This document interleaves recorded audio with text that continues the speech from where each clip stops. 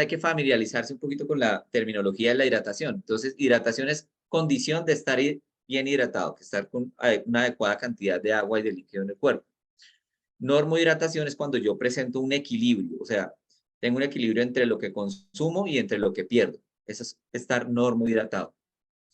Una sobrehidratación o hiperhidratación es cuando una persona tiene un balance positivo. ¿Qué quiere decir? Que tiene un exceso de agua. Tiene más agua de la que necesita. La hipohidratación, que es escasa hidratación, es un balance hídrico negativo, que es cuando hay deficiencia de agua, que muchas veces la mayoría de nosotros podemos estar es más bien es hipohidratados, no necesariamente deshidratados, pero como vamos a darnos cuenta, muchos de nosotros sí estamos deshidratados. Entonces, eso es clave tener en cuenta la diferencia entre hipohidratación, que es cuando nos falta un poco de agua, a una deshidratación, que ya es un proceso de pérdida de agua corporal. Y finalmente, la rehidratación, que es el proceso de ganar nuevamente agua por el cuerpo, que es lo que vamos a enseñarles aquí, a que todos nos rehidratemos y empecemos a buscar un equilibrio en nuestra hidratación diaria. Entonces, ¿cómo es el proceso de absorción del agua? Aquí los quiero llevar como a ¿cómo les digo? Como todo el proceso cuando ustedes toman líquidos, ¿qué pasa en el cuerpo? Entonces, los líquidos ingresan por la boca, van al esófago, llegan a tu estómago, y del estómago, ahí se quedan un rato, se mezclan con el ácido clorhídrico que hay y se van para el intestino delgado. Ahí en el intestino delgado los líquidos ya empiezan a absorberse. O sea, ese líquido pasa del intestino delgado hacia la sangre por unos capilares que van absorbiendo esos nutrientes. Así le pasa a todos los nutrientes que consumamos. Harinas, carbohidratos, bueno, proteínas, todo. Todo pasa así, pero estamos en este momento en el agua. Aquí absorbemos agua en el intestino delgado y queda un porcentaje de agua que es la que se va a seguir en adelante hacia el colon con los desechos que vamos a eliminar. Entonces queda una sustancia casi semilíquida que es la que se va hacia el colon y en el colon empieza nuevamente a absorberse esa agua para formar la materia fecal más sólida, más dura, más compacta. Entonces, cuando ustedes comen todos los desechos, van aquí en un estado casi semilíquido y llegan al colon y se empieza a absorber agua, que esa agua también se va por unos capilares, como vamos a darnos cuenta, hacia el hígado, ¿sí? Como nos vemos en esta gráfica. Entonces, miren que la absorción del agua se da en todo el intestino delgado y en todo el intestino grueso, porque cuando llega aquí la materia fecal a la parte inicial del intestino grueso, que es el que va a botar los desechos en la materia fecal, la deposición, bueno, los desechos de los alimentos son líquidos, semilíquidos, y aquí se van absorbiendo y aquí ya cuando llegan a su parte final, que es el recto, llegan sólidos, compactos, blandos ya. Entonces, todavía en el colon se absorbe agua, por eso es tan importante para las personas que tienen estreñimiento consumir bastante líquido, porque una persona que no consume líquido, obviamente va a hacer que ese tránsito intestinal sea más lento y que el colon, pues obviamente no funcione de una forma ideal. Y mientras más tiempo esté esa deposición en el colon, pues el colon va a seguir absorbiendo y absorbiendo las toxinas de la materia fecal y se las va a volver a llevar al hígado. Entonces, por eso es que una persona con estreñimiento crónico se está como reintoxicando, si se puede decir, ¿no?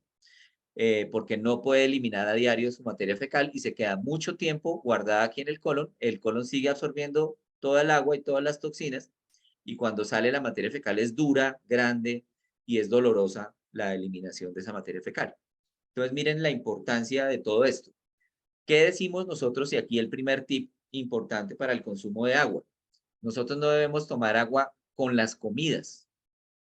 Es decir, yo estoy desayunando, almorzando y comiendo y tomándome unos vasos grandísimos de agua o de jugo en algunos casos, pues en ese momento no es el momento ideal de hidratarse, porque la idea es que ahí se consuman más los alimentos sólidos, que lleguen acá y que puedan pasar aquí de una forma, pues que el ácido clorhídrico los pueda diluir para que se puedan absorber.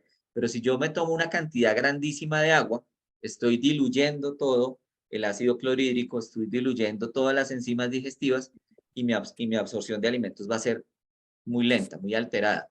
Por eso es que las personas que se llenan de agua se van a sentir distendidas y pesadas. Uno debería solo consumir en las comidas principales una bebida pequeña, preferiblemente tibia o bueno, un estado no, ni fría ni caliente, que puede ser aromáticas, bebidas de hierbas. Entonces ahí se podría tomar. La hidratación tiene que hacerse entre comidas principales. El estómago se demora entre 1 hora y media y 2 horas en evacuar y en sacar toda el alimento hacia el intestino delgado. Entonces uno debería empezar a hidratarse más o menos unas 2 horas después de haber comido una comida grande, las primeras comidas. Entonces aquí ya vamos entendiendo un poquito muchos errores que a veces cometemos en la hidratación. Una vez el agua, como vemos por acá, se absorbe aquí en el intestino, en estos, mire, esto es como una imagen microscópica de cómo son las vellosidades intestinales, por donde se absorben todos los nutrientes y por donde se absorbe el agua. Aquí se absorbió, llega y hace parte ahora sí de la sangre que va a distribuirse en todo nuestro organismo. Entonces esa agua que nosotros tomamos se va a la sangre. Hay personas que de pronto piensan que uno se toma el agua y eso se va directamente a la vejiga. No, señor. Primero tiene que pasar por la sangre y luego ya se elimina por el riñón. Eso es un filtrado que vamos a entender mañana un poquito más. Un filtrado del plasma de la sangre para poder producir la orina. Entonces es importante. Entonces esa sangre necesita un componente adecuado de agua, como habíamos visto que es más del 80%, más del 85%. Y si nuestra sangre idealmente tiene que tener un pH, yo creo que ustedes algunos han escuchado ese término de pH que se llama potencial de hidrogeniones, pero eso sirve ¿para qué? Para que ustedes entiendan qué es ácido y qué es alcalino, ¿sí? Entonces, un pH que esté por debajo de 7 hacia 0 es ácido. Y un pH que esté de 7 a 14 es alcalino. La sangre, para que ustedes sepan, la sangre tiene un pH casi neutro alcalino. Tiene un pH entre 7.35 y 7.45. Ese es el pH ideal para que la sangre funcione de la manera adecuada, llevándole a los órganos los nutrientes y todo para que estén pues, en adecuada en adecuada armonía y que hagan sus funciones.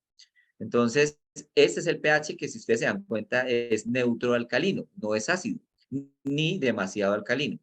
Y resulta que el agua, pues el agua es el más alcalino, neutro alcalino que hay para poder consumir ese pH de la sangre.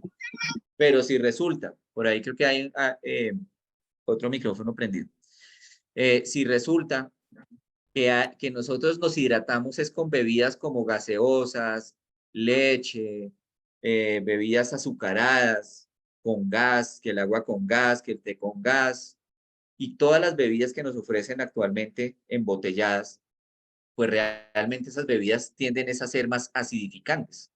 Entonces hacen que esa sangre se vuelva más ácida. Aquí, por ejemplo, otros alimentos que inducen esa acidez son la carne, los lácteos, las harinas refinadas, el azúcar, los embutidos, las sodas, todo lo que les estaba diciendo. Pero si yo tomo una buena cantidad de agua y además consumo algunos de estos alimentos, pero no en cantidades, obviamente, y también me complemento con alimentos alcalinos como las verduras, las frutas, las hortalizas, las algas, las legumbres, pues obviamente mi pH sanguíneo va a estar más equilibrado. Va a buscar un equilibrio que es un pH tendiendo a ser neutro y alcalino. Por eso, muchas personas que consumen excesivas cantidades de leche y que piensan que eso les va a ayudar a que mejorar su osteoporosis, pues están equivocados, porque resulta que la leche acidifica un poco la sangre, ¿sí? Por sus componentes. Aunque la leche tiene un pH un poco neutro, tendiendo a ácido neutro, cuando la leche ingresa en la sangre, se tiende a volver ácida por sus componentes. Entonces toman y toman y toman lácteos y resulta que la leche hace que ese pH se baje un poquito y el cuerpo pues obviamente no puede permitir que uno entre en acidez y equilibra el pH sanguíneo cogiendo el calcio que está en los huesos y llevándolo a la sangre. Eso se llama un sistema que equilibra ese pH sanguíneo. Y ahí es donde vienen muchas causas también de la osteoporosis. Entonces, beber todas esas bebidas negras, azucaradas, negras de cualquier color, azucaradas o con gas, pues no nos está ayudando para nada a mejorar la salud de los huesos, a mejorar el movimiento también del calcio en nuestro cuerpo. Entonces, miren que ahí nos vamos dando cuenta de la importancia del agua como bebida y como elemento hidratante principal. Es el principal elemento que podemos utilizar para la hidratación. No son las bebidas que vienen en botella, como lo hacemos en la mayoría de los casos. Y entonces, bueno, el equilibrio del agua del pH, ¿cuál sería el ideal? Miren que hay una resolución para los acueductos de todo el mundo, pues bueno, de las grandes ciudades, en donde dice que el valor del pH del agua potable, del agua que consumimos de la llave, debe ser más o menos entre 5.5 y 9. Para ellos eso es un pH pues que es adecuado para un agua potable. ¿Por qué? Porque pues para hacer el agua potable en una ciudad pues, sí, necesitan pues que tengan un sistema de acueducto, el cual hace un proceso con el agua para que esa agua no se contamine de bacterias, de ningún microorganismo, de ninguna sustancia que nos vaya a afectar la salud.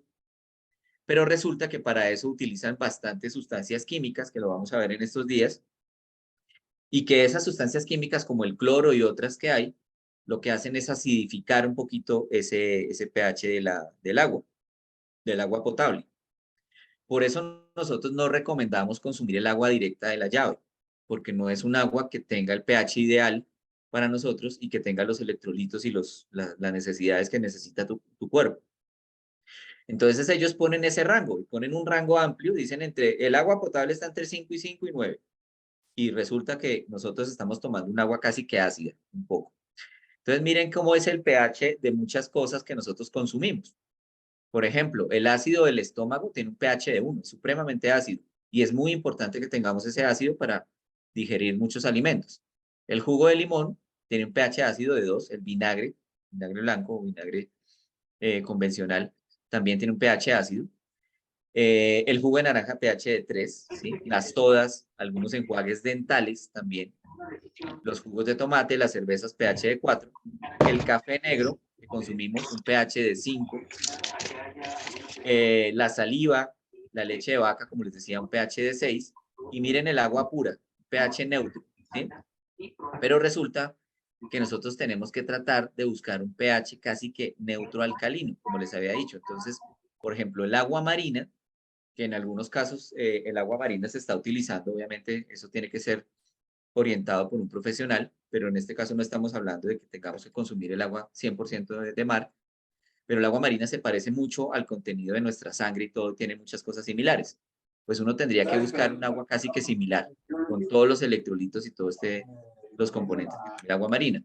Por Como ejemplo, miren, el llaves bicarbonato por de ahí sodio. quedó. Sé que estas cosas pasan a veces, pero bueno, ya nosotros que hemos intentado a veces cerrar todos los micrófonos, pero no sé por qué en algunos casos se pueden abrir.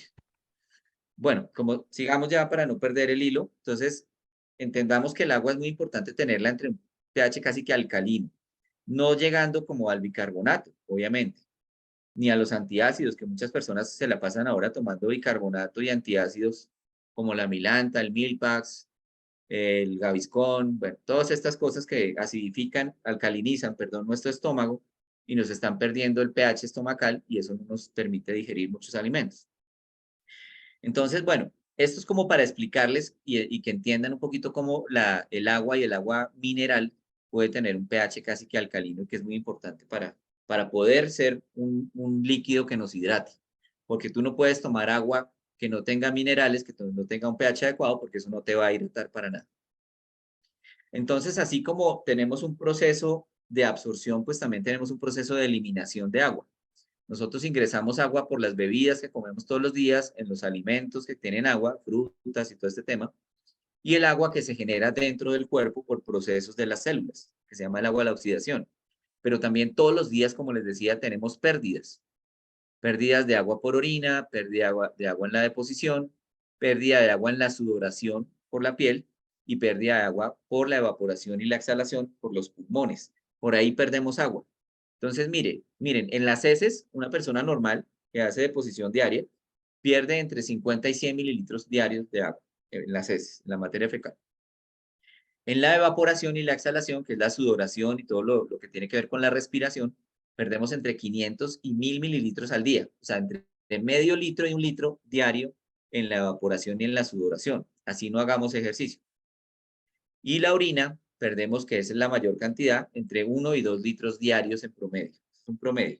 Entonces, si sacamos un promedio más o menos, nosotros estaríamos perdiendo una cantidad entre 1500 y 2500 mililitros. ¿Qué quiere decir eso? Entre litro y medio y 2 litros y medio, dependiendo de cada persona, estaríamos perdiendo de líquidos. Y si nosotros no tomamos ni siquiera 1 litro de agua diario, pues imagínense que no estamos reponiendo ni siquiera la mitad de lo que estamos perdiendo, ¿sí? Ni siquiera 1 litro. Entonces, ahí es donde está la importancia de mantener ese equilibrio entre lo que yo pierdo y lo que yo estoy consumiendo a diario. Entonces, lo que más vemos es que el consumo de agua es deficiente para todas las pérdidas que tenemos. Entonces, ustedes se imaginarán una persona con diarrea, por ejemplo, una diarrea aguda, pues va a perder mucho líquido. Por eso, en esos casos, los médicos sugerimos que se tomen bebidas de hidratación, sueros orales y este tipo de cosas, ¿no? Entonces, ahí ya vamos entendiendo un poquito más cómo vamos perdiendo esos líquidos. Entonces, ¿cómo son los signos y síntomas de la deshidratación? Van chuleando, nosotros les vamos a mandar después un test para que ustedes lo llenen de deshidratación y para que se den cuenta cuál de estos síntomas ustedes tienen y para que evalúen en qué grado de deshidratación están. Entonces, el aumento de la sed, obviamente, personas que vivan con la boca seca, boca pegajosa, cambios del estado de ánimo, que se tornen irritables, el mal aliento, no necesariamente el mal aliento, en algunos casos es problemas dentales, problemas odontológicos, en algunos casos son problemas digestivos también, pero también son problemas de deshidratación, cuando vemos que es una lengua muy seca, muy blanca. Menor necesidad de orinar y también emitir una orina como oscura. En la orina nos vamos a dar cuenta en qué grado de deshidratación estamos. Personas que vivan con estreñimiento, personas con sequedad en los ojos, con ojos ligeramente hundidos, algunas ojeras, no estoy diciendo esas ojeras que se pigmentan necesariamente, son causas de eso, pero algunos hundimientos de los párpados también pueden estar relacionados con la hidratación y pues hay muchas personas que también tienen esa creencia popular y que es muy válida de que cuando uno tiene los ojos o los párpados hinchados o hundidos puede ser problemas del riñón, ¿no? Entonces no están del todo equivocados. La fatiga, el cansancio, la piel seca, ¿sí? Muchas veces la piel seca no es un tema de que nos hace falta hidratante, sino más bien nos hace falta agua, hidratación.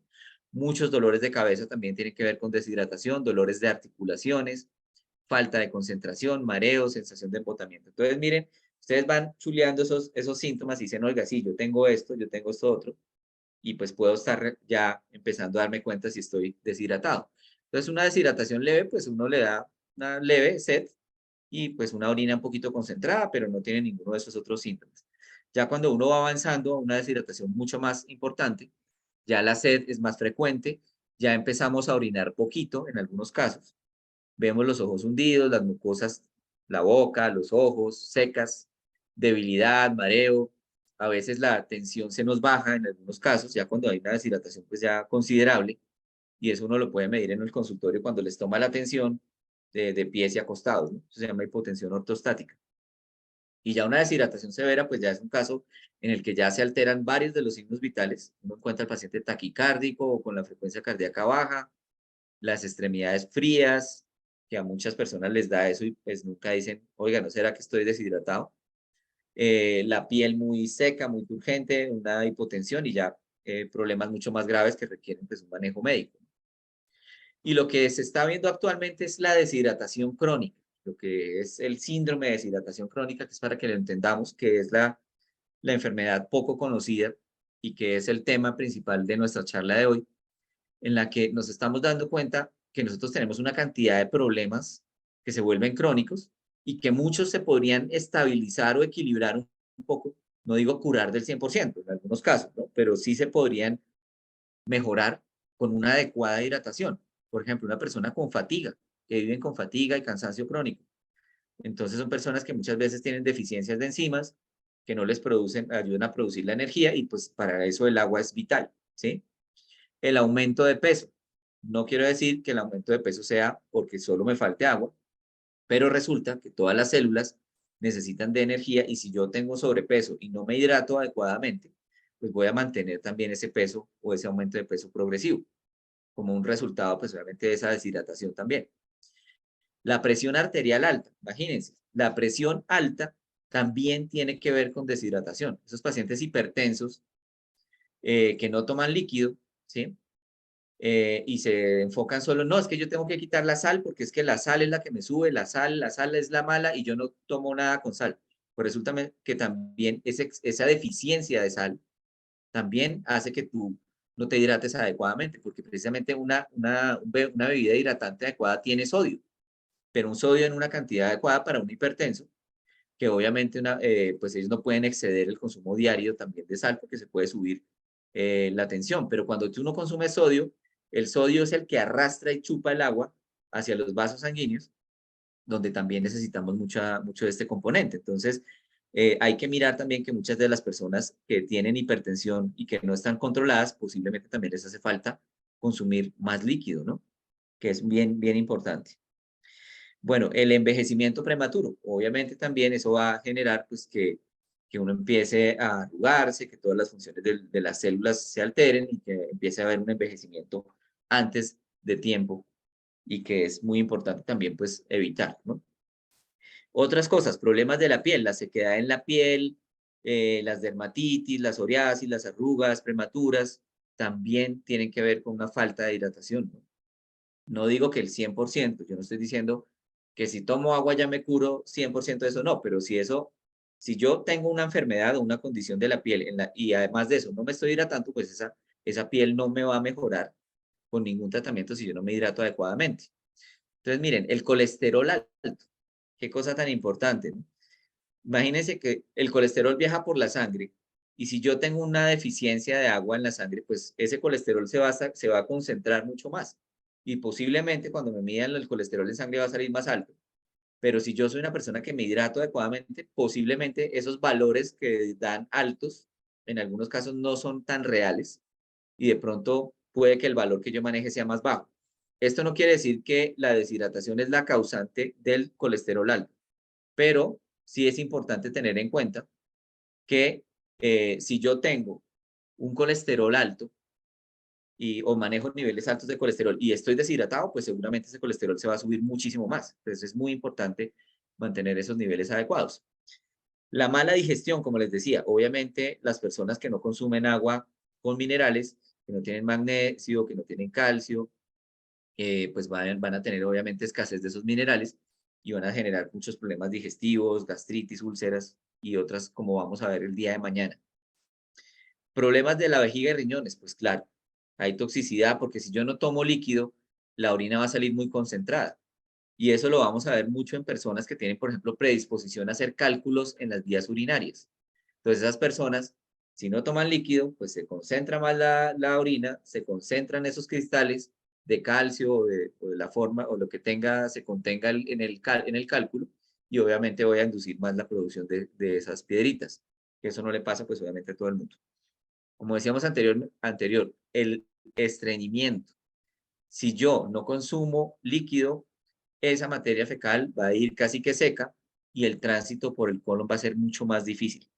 Entonces, las personas con estreñimiento muchas veces pueden solucionarlo fácilmente con una mejor hidratación y a veces con un poquito de suplementos de magnesio. No necesitan estar tomando tanto laxante y tantas cosas y consumir una buena cantidad de fibra. Eso es lo que necesitan, no necesitan más. Pero hay personas que se acostumbran a tomar los laxantes, que obviamente van a generar un problema mayor a futuro, ¿no? Entonces es muy importante tener en cuenta eso.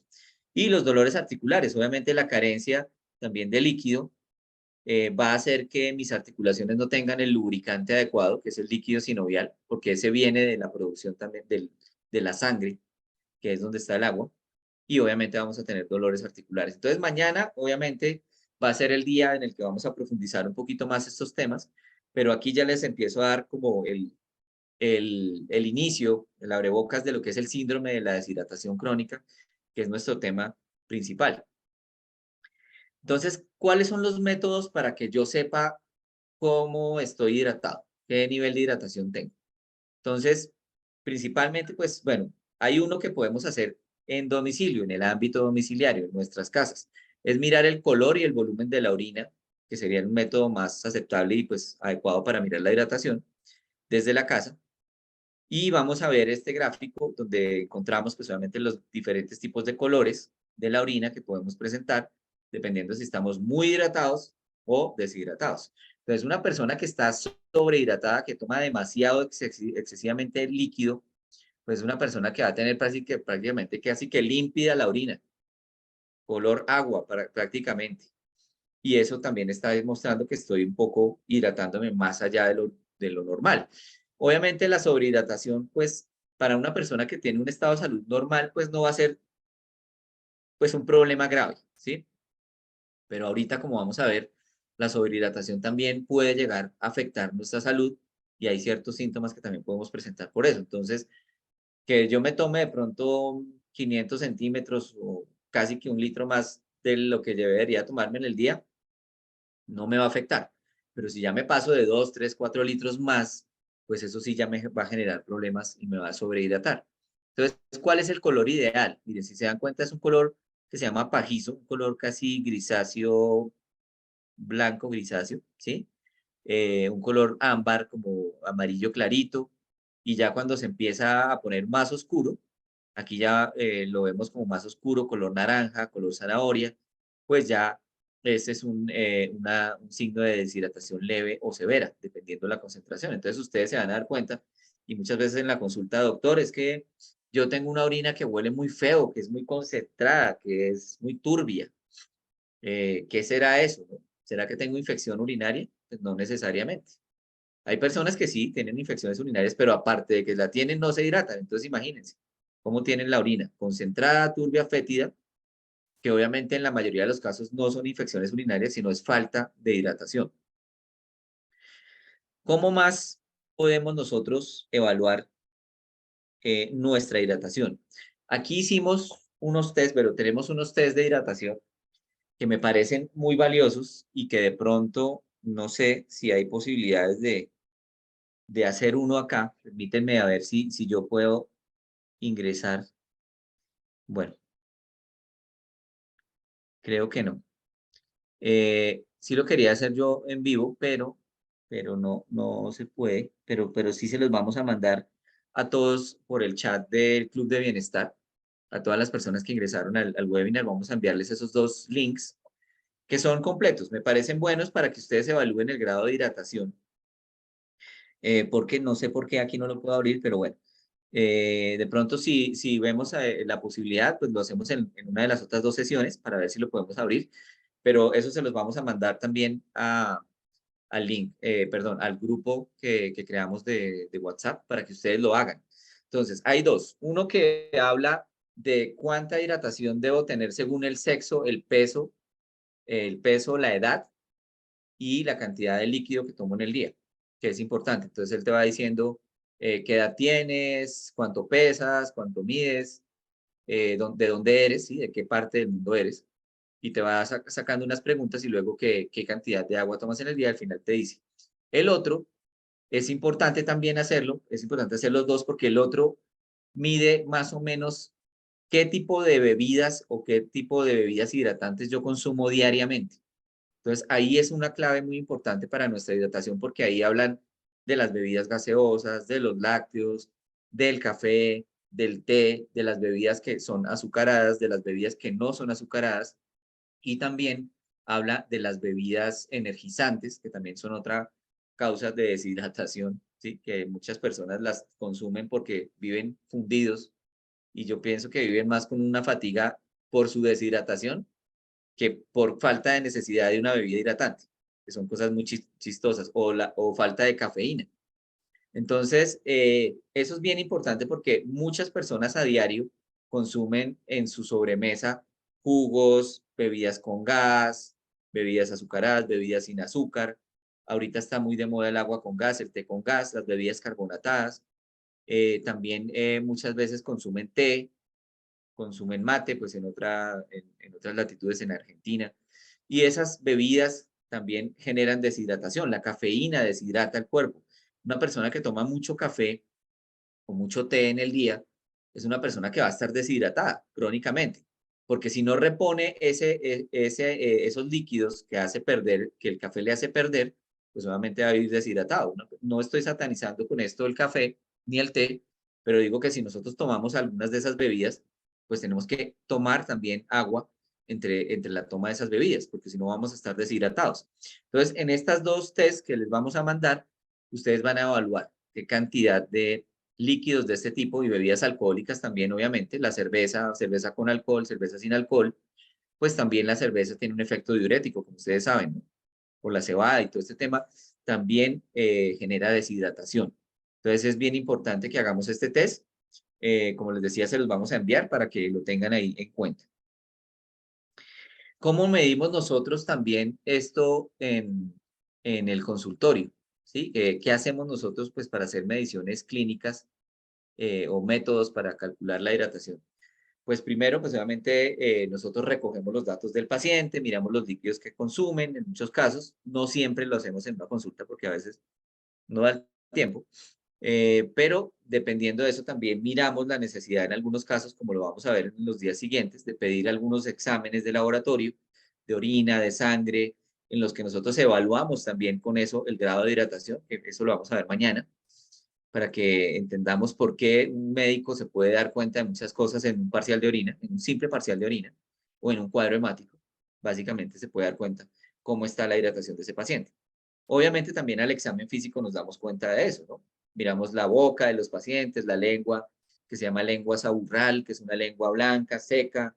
Ahí vemos la deshidratación, la turgencia cutánea, miramos la tensión arterial y otras manifestaciones clínicas que vemos en la consulta. Entonces, esa es la forma en que lo medimos. Pero resulta que también nosotros contamos en algunos consultorios con los que pues algunas personas lo tenemos, con un sistema para medir el análisis corporal de todas las estructuras del cuerpo y medirlas en una forma un poquito más exacta, ¿sí?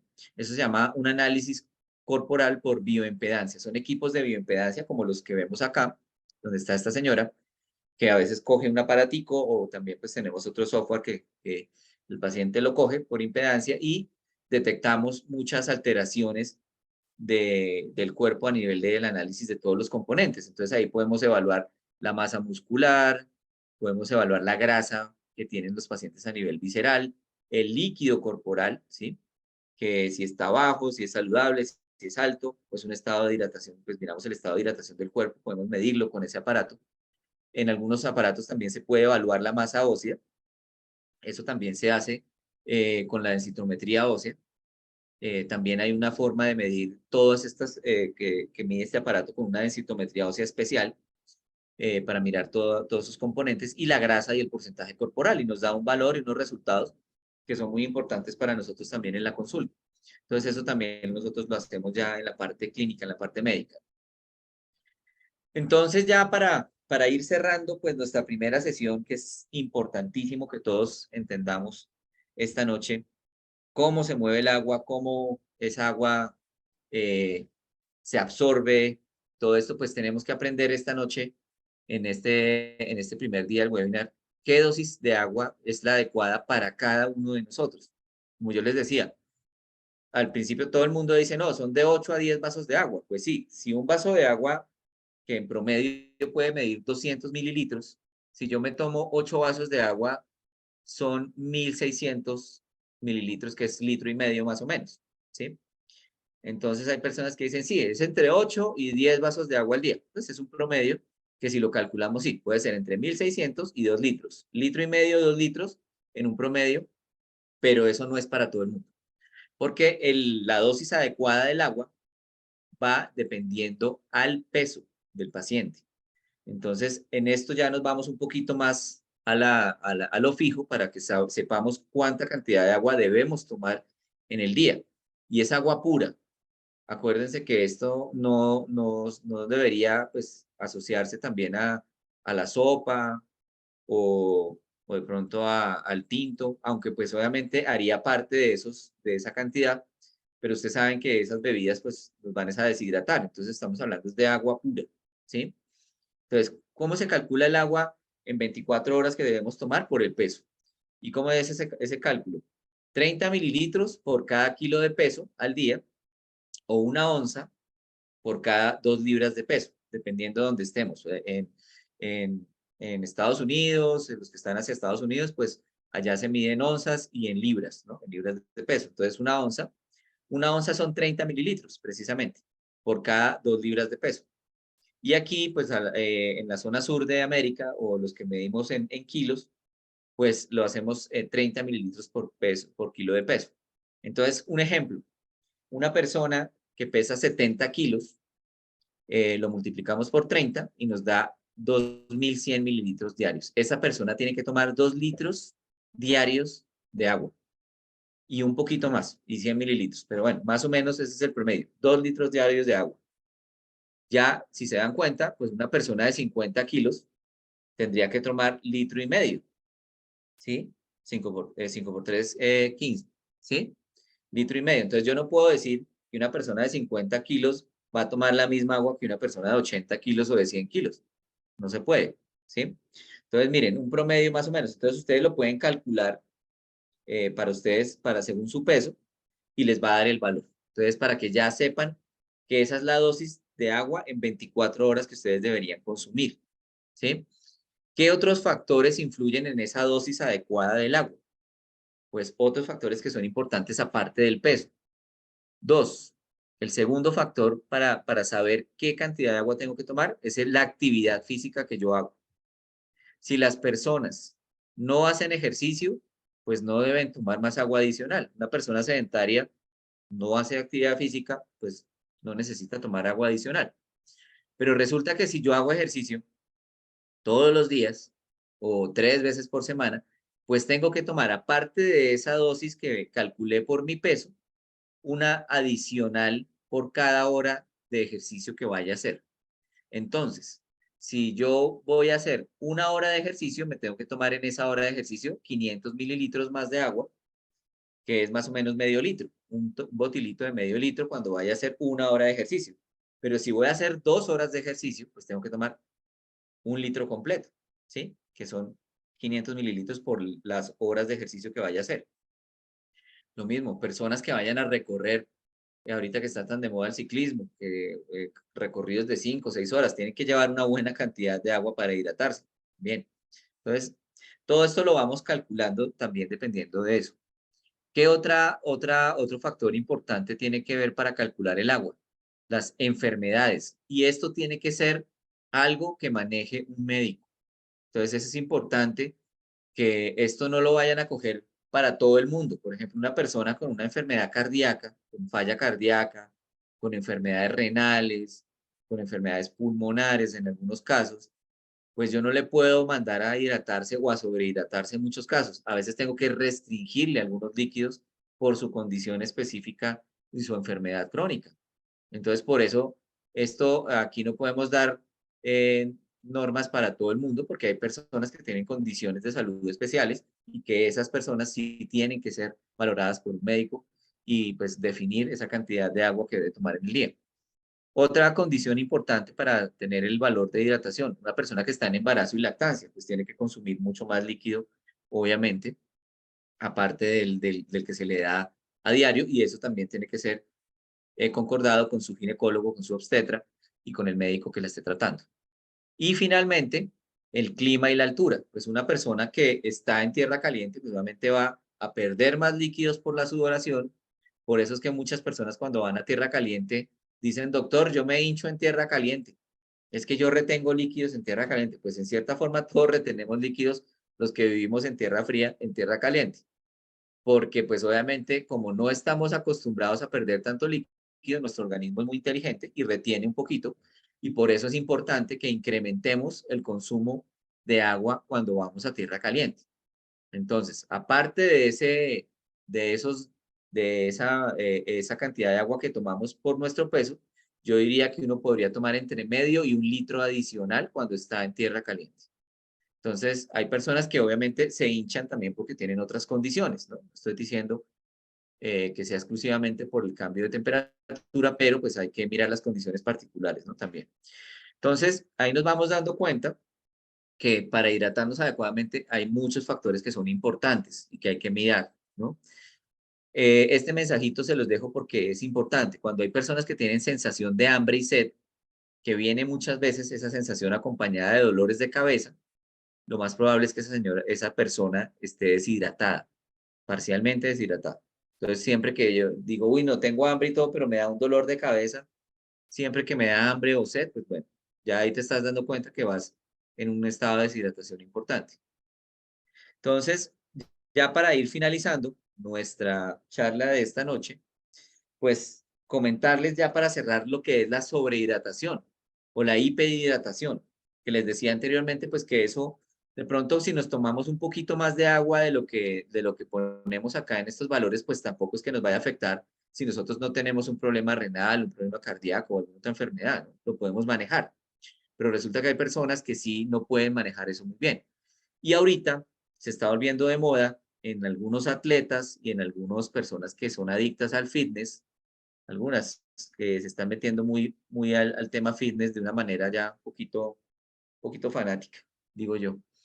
Estas personas se están sobrehidratando porque están diciendo que es que esa sobrehidratación les va a ayudar a mejorar la capacidad de los músculos, la masa muscular y una cantidad de cosas y eso no es tan cierto. Entonces, esa hiperhidratación hay que tener cuidado porque pues eso es cuando tú bebes más agua de los valores que estamos dando acá. Y como decía, esas personas atletas están desarrollando muchas veces hiperhidratación y eso les está afectando su salud.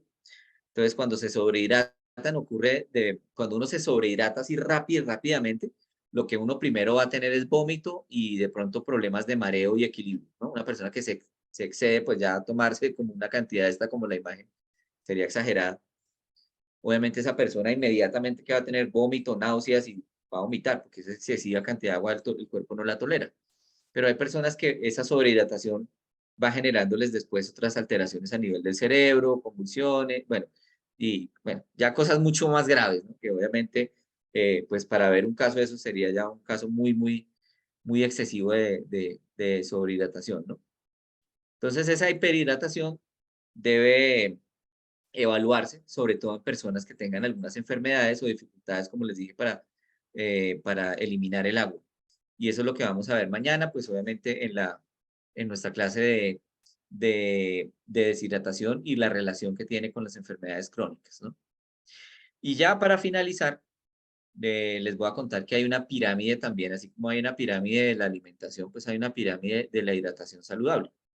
Entonces, en esa pirámide, si vemos en la base, es donde está el agua, pero pues ahí nos recomiendan el agua mineral, el agua de manantial y dice que el agua de grifo, pero baja en contenido salino. Pues realmente ahí es donde muchas de estas sugerencias no son muy claras y no nos ayudan.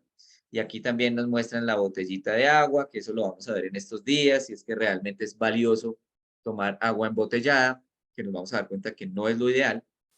Y bueno, aquí más adelante dicen, bueno, tomen menor cantidad de infusiones, café, bebidas refrescantes sin azúcar y agua de grifo. Siguen hablando del agua de grifo, pero la siguen poniendo en menor cantidad. En mucha menor cantidad deberíamos consumir zumos de fruta y vegetales, que eso es lo que está ahorita de moda, ¿no? Los jugos verdes. Todo el mundo a tomar jugo verde porque es que es buenísimo, porque eso es buenísimo para la salud y todos los días tome y tome jugos verdes que no es que esté en contra, los jugos verdes ayudan, tienen cierto valor, pero pues no puede ser volverse la práctica de todos los días, porque además ahí estás muchas veces licuando también fruta, ¿no? Que estás metiéndole que piña, que manzana, que una cosa y que la otra, que en algunos casos es valioso el extracto del zumo de los vegetales, es muy valioso porque tiene clorofila, tiene muchas minerales, bueno, tiene muchas cosas, vitaminas, fibra, todo eso pues le sirve al organismo, pero resulta que también es una fuente pues, de deshidratación que no es la más adecuada. Entonces, de esto también hay que tener ciertos cuidados, ¿no? Aquí hablan de los caldos, sobre todo estos caldos que vienen sintéticos, la leche, las bebidas vegetales, las infusiones de té, bebidas energéticas y zumos comerciales y refrescos llenos de azúcar o bebidas alcohólicas, que son los que menos debemos consumir. Esos serían los que menos. Y aquí el agua es la base de la pirámide de hidratación saludable, como lo estamos viendo acá. Pero miren, aquí seguimos hablando de agua de grifo, agua en botella, que eso lo vamos a ver más adelante, café, té y bueno, todo esto. Esta información obviamente se las vamos a enviar también a ustedes, a las personas que están en el chat de WhatsApp, del Club de Bienestar, para que tengan toda esta información también, es importante.